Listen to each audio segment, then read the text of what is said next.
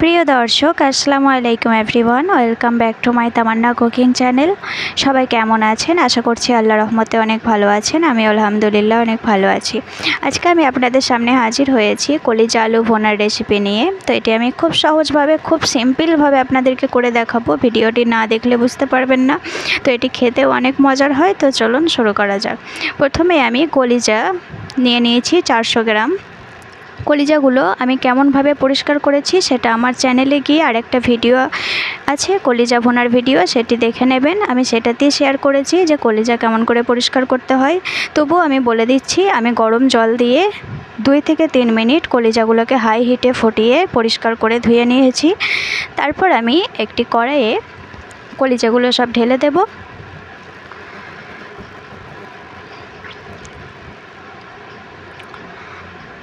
তো তারপর একটা বড় সাইজের পেঁয়াজ এরকম স্লাইস করে কেটে নিয়েছি, এটি এর মধ্যে অ্যাড করে দেব।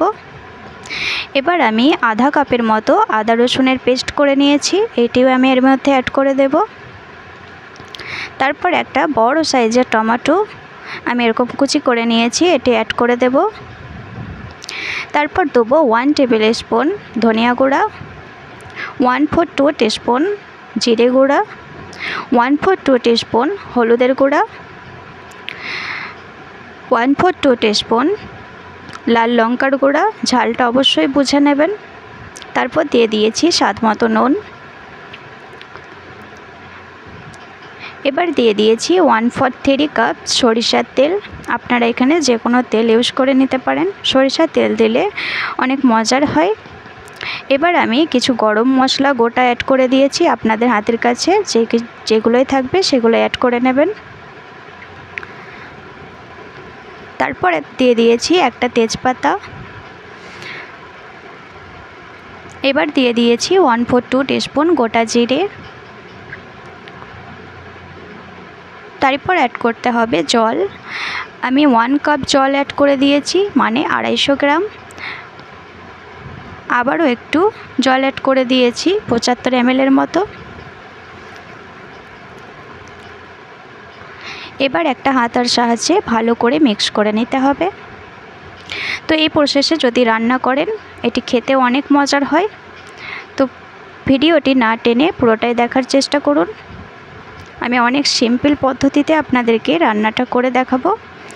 এবার আমি একটা ঢাকনা দিয়ে ঢেকে সরাসরি চুলায় বসিয়ে দিয়েছি।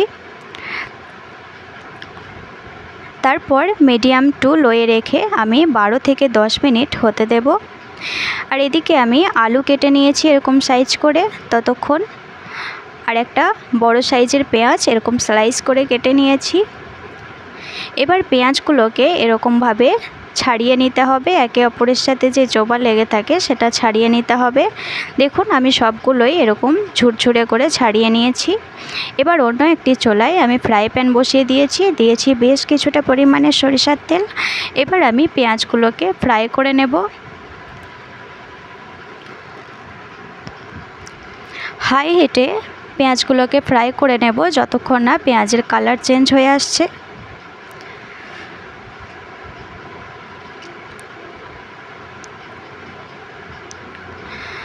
যখন একটু কালারটা চেঞ্জ হয়ে আসবে তখন এতে অ্যাড করতে হবে চিনি। দেখুন আমার কালারটা অল্প একটু চেঞ্জ হয়ে এসেছে। এর পর্যায়ে আমি অল্প একটু চিনি অ্যাড করে দিয়েছি। চিনিটা দেওয়ার ফলে কালারটা আরও সুন্দর আসে আর এটি অনেক মুচমুচেও হয়।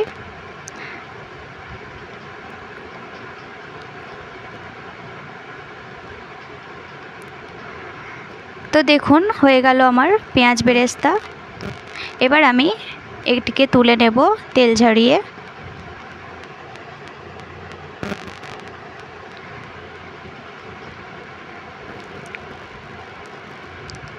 এবার আমি আলুটাকে জল ঝরিয়ে নিয়েছি। তারপর একটা তাওয়ালের সাহায্যে যেটুকু জল ছিল আলুর মধ্যে সেটিকেও আমি তাওয়ালের মধ্যে শুকিয়ে দিয়ে তারপরে ফ্রাই করব।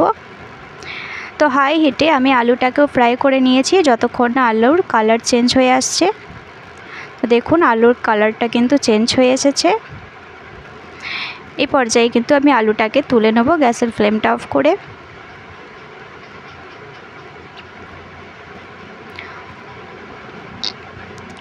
আর এদিকে আমার কলিজাটাও দেখুন হয়ে এসেছে 10 থেকে 12 মিনিট।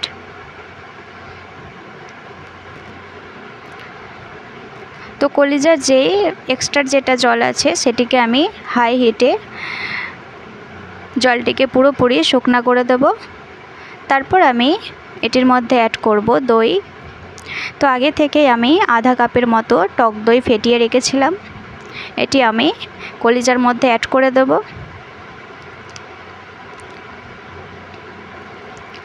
আর অ্যাড করার সাথে সাথেই হাতা দিয়ে ভালো করে নাড়তে হবে, না হলে গ্রেভির সঙ্গে মিশবে না, দইটা ফেটে যাবে। তো ভালো করে আমি মিক্স করে নিয়েছি।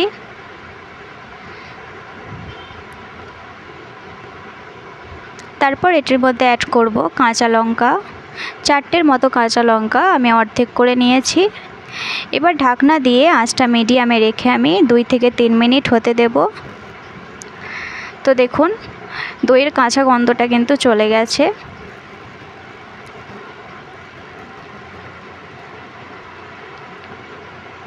এই পর্যায়ে আমি আলুগুলো অ্যাড করে দেব।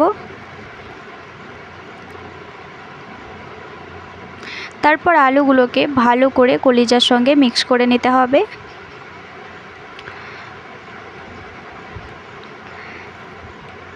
তো ভালো করে মিক্স হয়ে যাওয়ার পর আমি অ্যাড করে দিয়েছি জল। আমি আবারও 250 গ্রাম জল দিয়ে দিয়েছি। তারপর ঢাকনা দিয়ে 5 থেকে 6 মিনিট আমি মিডিয়ামে রেখে হতে দেব। তো দেখুন 5 থেকে 6 মিনিট হয়ে গেছে। আর আলু তো সেদ্ধই হয়ে গেছে, কলিজাটাও সেদ্ধ হয়ে গেছে। আমি একটা কলিজা আপনাদেরকে তুলে দেখাচ্ছি। দেখুন কলিজাটা কিন্তু একদম সেদ্ধ হয়ে গেছে।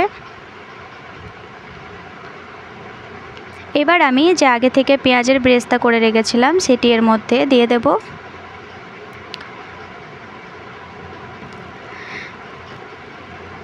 তারপর ভালো করে মিক্স করে নিতে হবে।